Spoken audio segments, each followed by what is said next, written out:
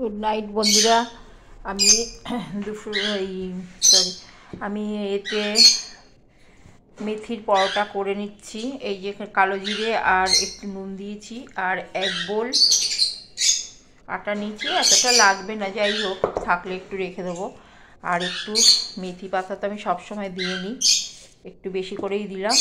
আর দিচ্ছি হচ্ছে যেটা একটু চিনি দিলাম, আর একটু দিলাম হিং। আচ্ছা, আর দিলাম একটু সাদা তেল, আর জল দিয়ে এটা মেখে নেবো। আচ্ছা, মেখে নিচ্ছি আমি, ঠিক আছে। আর বেগুনটা ভাজবো।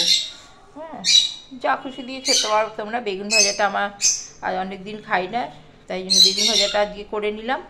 আর যেটা একটা টিপস আছে, তোমার বেগুনটা এই যে এরকম দেখেছো, এরমভাবে এই যে কেটেছি লম্বা লম্বা করে, এরম করে জলের মধ্যে এই বেগুনের এই দিকটা ভিজিয়ে রেখেছি একটু নুন দিয়ে। এটাই আমার আজকে বলার বিষয়। বাই বন্ধুরা।